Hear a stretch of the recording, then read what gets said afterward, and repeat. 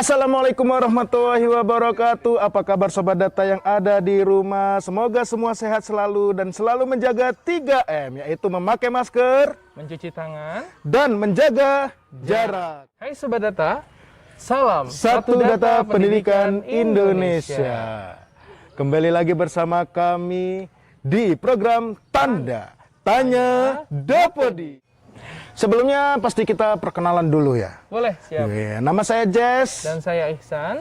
Dan kami semua membawakan program Tanya Dapodik. Apa itu tanda? Oke, jadi sobat data buat yang belum tahu tanda itu apa, tanda ini adalah salah satu program terbaru kami di channel Bahas Dapodik, di mana kami akan memfasilitasi teman-teman sobat data semua. Tentunya dalam pertanyaan-pertanyaan yang terkait dengan Dapodik ya, Mas. Betul sekali. Betul. Dan untuk kali ini ada topiknya. Apa pertanyaan tanda nih. Topiknya adalah persiapan menjelang cut off BOP PAUD dan Dikmas. Oke, jadi kalau kemarin itu kita sudah cut off untuk BOS. Itu ya, sekarang PAUD ya. Sekarang PAUD dan Dikmas. Kalau BOP itu PAUD dan kesetaraan. PAUD dan kesetaraan ya. Betul. BOP dan termasuk dia DAK non fisik ya kalau nggak salah. DAK non fisik. DAK non fisik. Boleh tahu nggak sih kapan sih kira-kiranya cut off untuk BOP PAUD ini? Sesuai Juknis di Permendikbud nomor 13 tahun 2020 bahwa BOP cut off-nya pada tanggal 30 September. 30 apa 31? 30 September. 30. Tidak ada 31 dong. Oh iya, September. kalau 31 kemarin Agustus ya? Kemarin Agustus. Oh, iya. Oke. Jadi kita nih mau bacain pertanyaan-pertanyaan sobat data yang dari Instagram ya? Instagram Dapodik_official. Oh, itu jangan lupa tuh. Di follow. Iya. Kita punya Instagram Dapodik_official. Bagi sobat data yang belum follow, silahkan di follow dulu. Kita akan memberikan informasi seputar Dapodik. Iya. Oke, kita bisa langsung jawab pertanyaannya nggak? Atau Bisa. Bisa. Ada di Instagram. Oh, ada. Ada dong. Ternyata gini sobat data. Ini adalah salah satu minda kita gitu ya. Jadi Mas Jess ini adalah satu admin Dapodik yang mana dia juga pegang medsosnya ya, bener ya? Oh, kebetulan begitu. Tapi banyak, bukan hanya saya yang minda. Iya. Yang suka menjawab-jawab juga banyak itu. Seperti kameramen kita. Ada Bapak Farhan. Bapak Farhan, ada Bapak kamu juga. Oh iya siap. Iya dong. Oke, kita langsung ke pertanyaan pertama deh. Oke, pertanyaan pertama tentang dari Sami Zuaf. Data apa saja yang perlu disiapkan untuk cut off BOP? Itu kira-kira apa aja?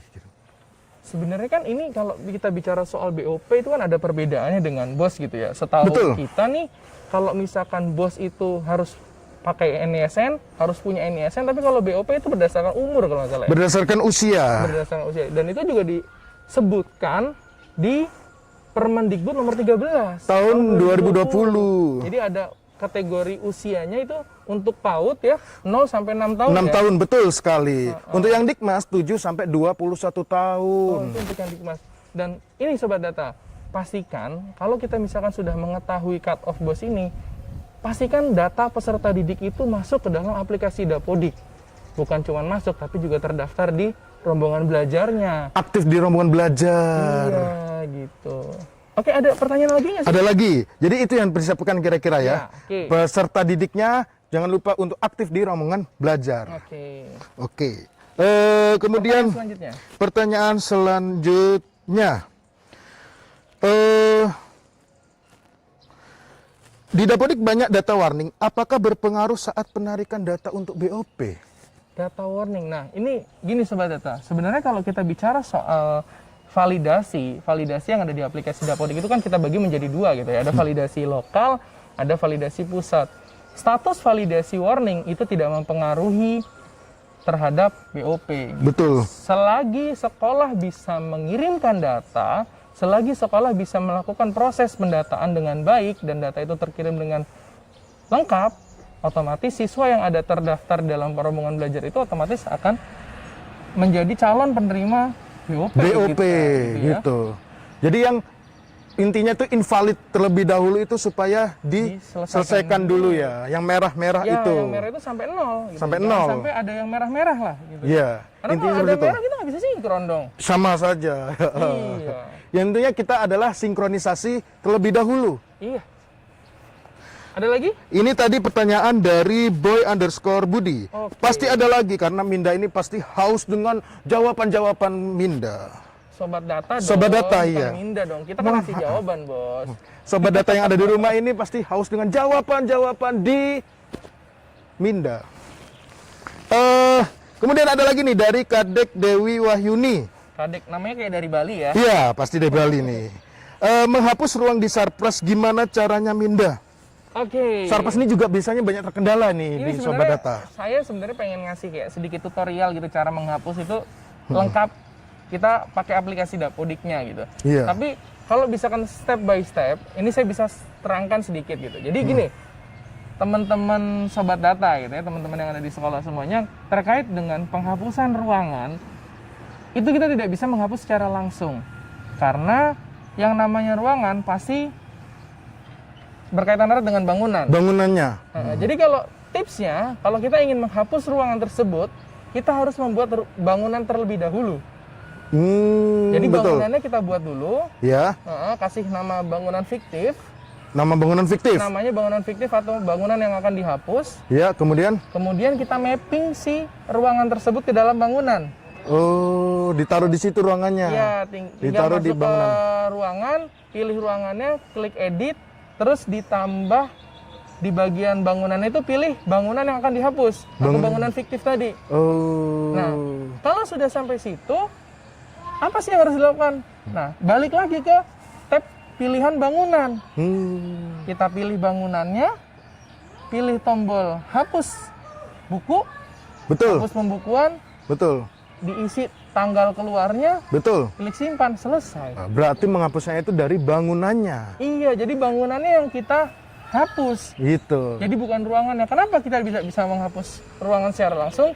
Karena ruangan pasti butuh bangunan.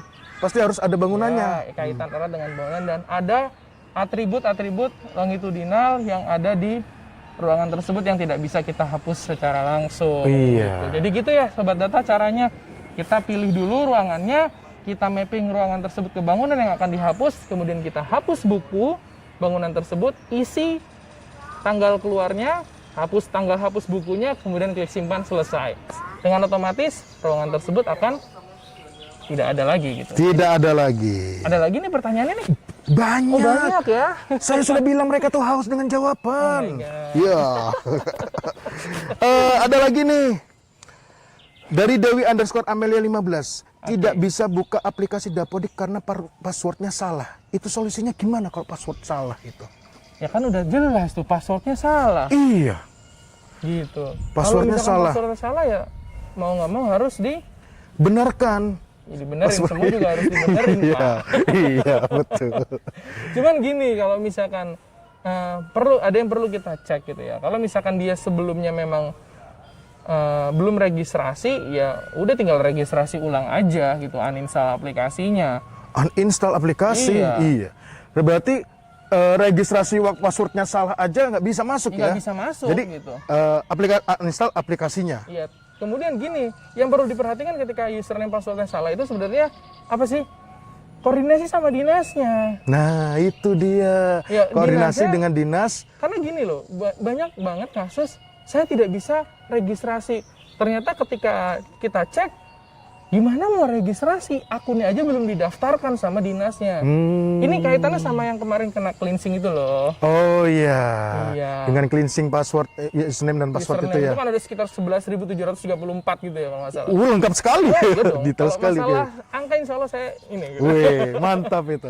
Itu kenapa kena cleansing biasanya itu? Ya karena kan gini, kemarin kita udah jelaskan dong, kalau misalkan kita terkena cleansing itu banyak karena misalkan akunnya memang ganda gitu Ya, akun ganda. Akun ganda, emailnya email fiktif. Fiktif itu yang tidak aktif. Email gmail.com itu jadi gmail.co. Nah, nggak bisa kan? Nah, itu tidak lengkap. Banyak sih kayak gitu cara ininya. Banyak ya. Kan udah dijelasin di video-video sebelumnya. Nanti coba dicek aja di Coba dicek YouTube di bahas video-video Dapodik bahas itu di Dapodik. sebelumnya ya. Ya. Oke. Cukup? Ada lagi? Oh, ada. Ada lagi ya? Oke, Oke. siap. Kita sih santai aja ya. Jangan terlalu serius-serius banget gitu. Iya, santai. Ini ada Deborah Marianti. Oke. Sebenarnya sudah usia juga ya, nggak kelihatan gini ya. Guru saya itu di Dapodik statusnya non induk. padahal di sininya induk, di sekolahnya induk. Oke. Gitu, harusnya. Induk dan non-induk ini bisa diakomodir oleh teman-teman semua yang ada di Dinas Pendidikan. Perlu diketahui, ini mungkin banyak orang yang nggak tahu gitu ya. Kalau misalkan sebenarnya untuk jenjang SD SMP itu kan bisa koordinasi sama Dinas Pendidikan Kabupaten Kota, SMA SMK SLB itu ke Dinas Pendidikan Kabupaten Kota, Provinsi. SMA dong. SMK SLB, iya Kalau betul. yang PAUD Dikmas PAUD Dikmas itu di Kabupaten Kota tetap. di Kabupaten Kota tetap ya. Tahu nggak sih ini ada aturannya di mana? Di mana itu? Ada di Undang-Undang Nomor 23 tahun 2014 tentang pemerintahan daerah. Jadi mekanisme pengelolaan pendidikan atau manajemen pendidikan itu sudah diatur sesuai undang-undang tersebut. Oh, begitu. Baru tahu ya? Hah? Saya baru tahu. Oh, iya. Nggak apa-apa. Minda juga pasti baru tahu. Karena kita memang haus akan ilmu. Iya, jadi harus diserap ya. Iya, harus diserap. Menyerap nih kayaknya. Menyerap makanan aja. Oh iya.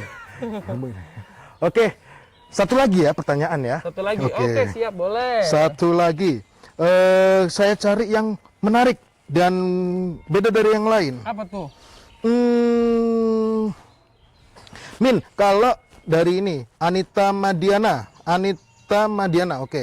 Min, kalau ada siswa kelompok B yang mengulang tapi hilang datanya dari lokal gimana?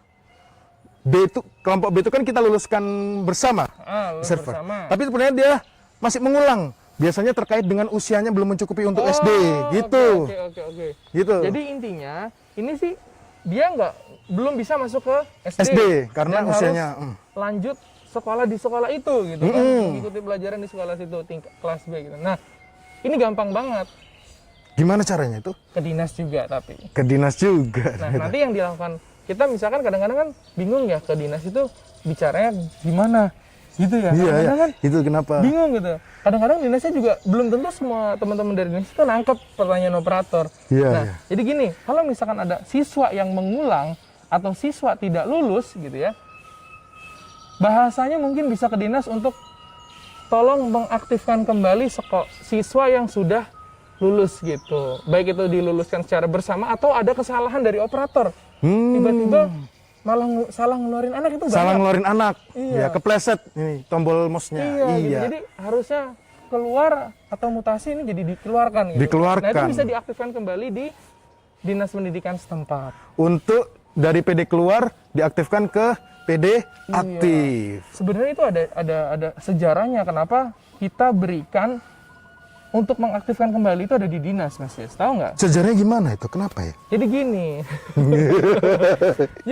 Dulu itu ketika tahun 2018 banyak sekali sekolah yang markup gitu. Markup menambahkan siswa. Iya, harusnya kan siswa itu sudah lulus nih. Iya, harusnya udah lulus. Harusnya udah lulus kan? Nah, terus dibalikin lagi. Kembali lagi. Biar dapatnya banyak. Nah, dapatnya banyak apa itu? Nah, gitu deh. Itu dah. Ya. Intinya, dan lebih absurd lagi, dikembalikan lagi ke jenjang awal, di tingkat awal. Itulah yang menyebabkan kenapa sekarang untuk kita mau mapping siswa di tingkat yang di bawah atau di tingkat yang di atas itu harus melalui dinas. Karena disitulah letak kontrolnya dinas gitu. Jadi gitu Sobat Data ya. Ya, kira-kira bukan apa kita mempersulit, tapi ini ada pun karena untuk mengantisipasi mengantisipasi hal inilah. Karena kita lebih sekarang Dapodik ini sudah berapa tahun kira-kira? 9 tahun. 9 tahun dari 2011 ya. Kan kita sudah saatnya untuk meningkatkan kualitas datanya. Bicara soal kualitas data, jangan lupa nih Sobat Data yang sudah selesai bosnya, BOP-nya, verifikasi akunnya, apalagi nanti buat sertifikasi atau tunjangan guru-gurunya. Betul. Jangan dilupakan untuk meningkatkan kualitas tingkat kerusakan sarana prasarananya. Iya, kondisi sarana dan prasarananya juga jangan dilupakan. Iya. Oke, Sobat Data. Kira-kira sudah kenyang dengan jawaban-jawaban dari kami? Apa kenyang melihat kami? Sudah pasti. Udah mulai jenuh juga melihat kami. Iya. Begitu dulu Sobat Data. Tetap kita mengingatkan bagi Sobat Data di rumah untuk melakukan jaga 3M. kesehatannya 3M. Ya. Memakai masker, mencuci tangan, dan menjaga jarak. gitu ya. Oke, Sobat Data. Terima kasih. Salam Satu Data Pendidikan Indonesia.